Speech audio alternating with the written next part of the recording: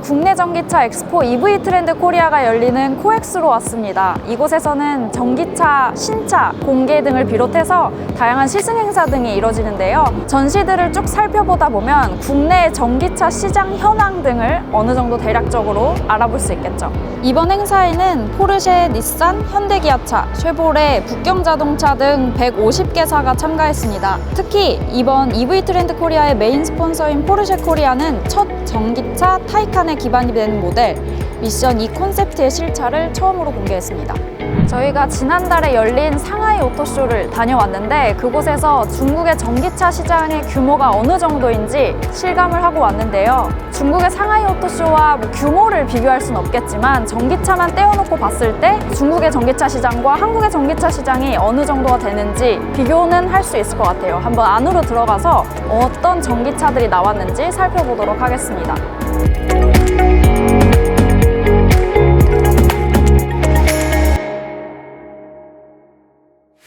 특히 전기차를 선보인 제조사들 중에서 이 중국 북경자동차의 국내 진출이 눈에 띕니다. 상하이 모터쇼에서도 보긴 봤는데 한국에서 보니까 또 새롭네요. 이번에 북경자동차는 SUV EX3와 EX5 그리고 세단 모델인 EU5를 선보였습니다.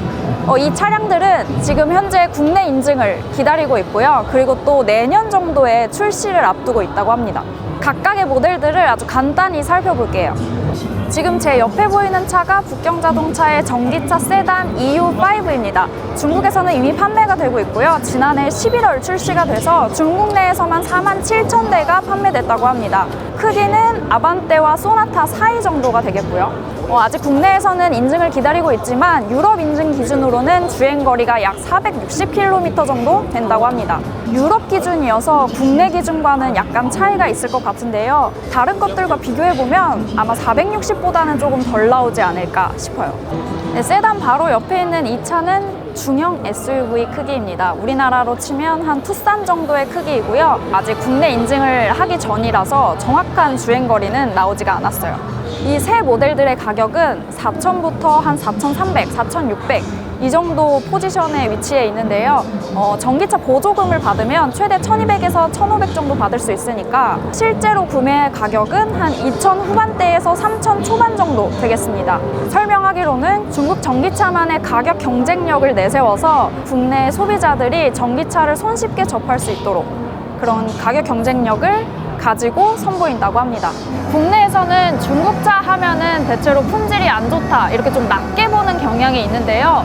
쭉 둘러보니까 중국차의 이런 기술력들이 무시할 수 없는 수준으로 되어가고 있습니다. 이런 도장면을 봐도 그렇고요. 굉장히 깔끔하죠? 이런 헤드램프를 구성하고 있는 요소들도 보면 굉장히 정교합니다.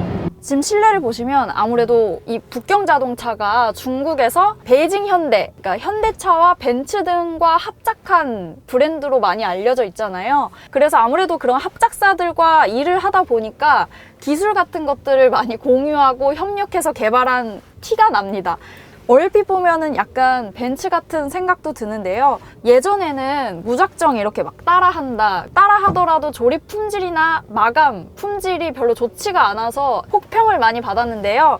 실제로 만져보면 생각보다 굉장히 많이 좋아졌다는 것을 알 수 있습니다.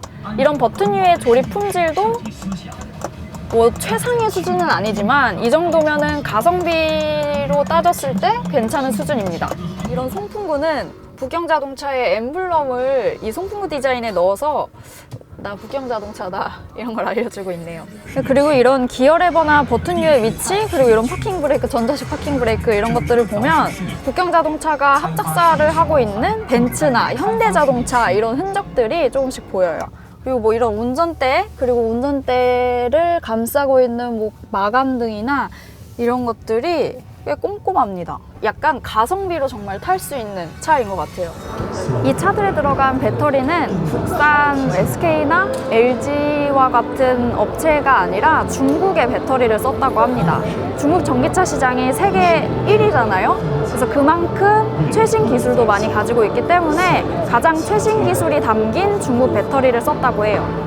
이번에 포르쉐는 전기차 엑스포답게 모두 하이브리드 모델을 전시했어요. 포르쉐의 전동화를 나타내는 그런 형광 연두색이 눈에 띄죠.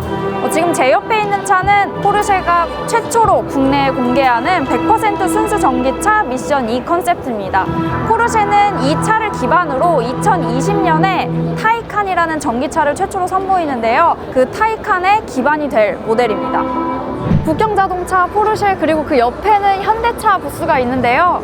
사실 이런 현대차나 이 앞쪽에 보이는 쉐보레, 그리고 닛산, 이런 브랜드들은 이미 많이 언급된 전기차들을 전시하고 있어서요. 간략하게 뛰어 넘어가도록 할게요. 아이오닉 전기차의 신모델이 나왔는데 이번에 신형으로 바뀌면서 주행거리가 대폭 늘었습니다. 기존보다 주행거리가 35.5% 늘어서요. 총 271km를 한 번 충전에 갈 수 있다고 합니다. 네, 지나가다가 좀 흥미로운 전기 스쿠터를 발견해서 잠깐 멈췄는데요. 베트남 옷을 입고 있어서 저는 사실 베트남 업체인 줄 알았어요. 순수 한국 기업이고요. 또 기술 또한 어디서 뭐 빌려오거나 이런 게 아니라 자체적으로 직접 예전에 전기 자전거부터 차례대로 개발을 해왔던 그런 회사라고 합니다. 지금 저 뒤에 보이는 전기 스쿠터 3대가 있는데 각 모델이 이제 한 번 충전에 110km 정도 갈 수 있고요. 독특한 점은 충전기를 꽂아서 충전을 바로 하는 게 아니라 이 안에 배터리가 2개 정도 이렇게 탑재가 돼 있어요. 그래서 그 배터리를 갈아 끼우는 형태로 충전이 됩니다. 시트 부분을 이렇게 들쳐내면 배터리 2개가 나오거든요. 꺼내서 충전소에 이렇게 넣으면 이제 충전이 되는 형태예요. 나중에는 충전소를 스테이션을 구축할 계획이래요. 국내에는 올해 9월, 10월 정도에 출시가 될 예정이고 아직까지는 바이크를 많이 타는 뭐 베트남 시장이 주력이라고 합니다. 제가 마무리를 하려고 앉았는데 마침 오늘 계속 마주치던 이동희 칼럼니스트를 모셨습니다. 네, 반갑습니다. 네, 이동희입니다. 같이 마무리하려고요. 네. 지금 금방 얘기한 거에 뼈가 있었던 게 둘러보면서 계속 마주쳤다고 그러잖아요. 네, 맞아요. 좁아요. 그 와중에 이제 좀 트렌드가 보이는 건 확실히 있네요. 북경 모터스가 어쨌든 공식적으로 런칭 같은 걸 했고 판매하겠다는 얘기를 하고 가격에 대한 얘기까지로 오픈한 상태여서 네, 가장 눈에 띄었어요. 그렇죠. 네. 그리고 지금 이제 북경 모터스에서 오픈한 차들이 보면 자체 배터리에 자체 네. 매니지먼트 시스템이잖아요. 네. 근데 LG화학에서 개발해서 LG 케미스트리에서 개발해서 팔고 있던 것들하고 국산차들하고 비교해봐도 용량 자체는 비슷해요. 네. 지금 발표한 주행 가는 거리하고 나중에 정부 인증을 받았을 때 주행하는 거리에 차이가 생길 거 아니에요. 그래서 유럽 기준으로 뭐 인증 받은 거랑 똑같이 나온다고 하지만 그거야 나와봐야 아는 거고. 그렇겠죠. 그거가 좀 인상적이었었던 거고요. 그다음에 제일 어떻게 보면 현실적으로 가장 관심이 가는 거는 전기 스쿠터들. 전기 스쿠터도 지원금을 받거든요. 400만 원이 안 되는 300만 원대 중반대가 125cc 일반 스쿠터들이 일반적으로 많이 팔리는 것들의 가격대가 그만큼이에요. 근데 문제는 이제 걔네들은 그냥 그 가격을 생으로 주고 사는 거고 얘는 거기에 이제 보조금을 받을 수가 있죠. 서울시 같은 경우가 이륜차 보조금이 223만 원에서 350만 원까지 하는 거예요. 주행 가는 거리에 따라 달라지거든요. 380만 원짜리 전기 스쿠터에 중간 정도에서 한 250만 원 정도를 지원금을 받는다고 하면 130만 원인 거예요. 진짜 싸네요. 요만한 아예 크게 돼요. 충전을 팩을 빼서 하더라고요. 네, 그러니까 그거를 그냥 교환을 할 수가 있는 거예요. 빼가지고 어딘가에 스테이션 같은 데 꽂아버리고 스테이션에서 뽑은 거를 그냥 꽂는 거거든요. 동단위 정도로만 하나만 만들어놔도 거기 와서 그냥 갈아 끼기만 하면 되는 거예요. 그걸 다 어플로 관리를 하고 포지션을 잡아서 가고 더 쉽게 되니까 훨씬 더 생활에 가깝게 갈 수 있는 상태가 되는 거죠. 아무래도 이런 모터쇼보다는 이렇게 진짜 좀 실생활에 더 와닿는 그런 제품들을 굉장히 많이 볼 수 있어요. 계속 중국 얘기하지만 중국 전기차 브랜드가 이렇게 많은데 이들이 살아남기 위해서는 북경 자동차처럼 전기차를 이렇게 수출도 하고 북경 자동차는 내연기관에서 시작해서 전기차까지 아우르고 있는 데고 맞아요. 순수 전기차 브랜드로 만들어진 애들은 올해 말에서 내년이 되면 테슬라 수준의 기술력을 갖고 있는 네. 중상위급 차들이 나올 거예요. 그리고 2020년서부터 어쨌든 중국 자동차도 완전 경쟁 체제로 돌아가는 상황이 되니 그거에 맞춰서 나오게 되면 내년이 정말 큰일일 거예요. 그렇죠. 뭔가 저 차가 지금 단초인 것 같아서 저는 시작으로 돼요. 네. 시작이 돼요. 그리고 전기차는 기술적 장벽, 시장을 보호할 수 있는 그게 더 약해요. 우리나라 기술 그 제한으로 걸어서 인증 같은 걸 걸려고 해도 걸 수 있는 건수가 되게 드문 거예요. 배출가스에 대한 규제가 그게 제일 센 건데 그쵸.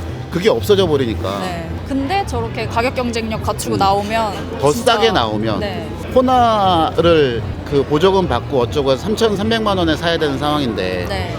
그거랑 비슷한 주행거리에 품질은 좀 못하더라도 내비게이션이라든가 그런 거에서 디테일은 좀 떨어지더라도 2,200만 원이라고 하면 안 그쵸. 팔리겠냐는 거죠. 그 기준으로 보면 중국 차들이 들어온 걸 막을 수가 없다는 거죠. 그쵸. 시장에서도. 그런 걸 생각하면은 우리나라도 되게 중국처럼 뭐 전기차 개발이나 이런 걸 되게 다양하게 했으면 좋겠는데 빨리 전기차 모델들이 나와야 돼요. 그쵸? 결론입니다. 결론이에요. 알겠습니다. 네. 감사합니다. 네, 고생했어요. 네, 수고하셨습니다.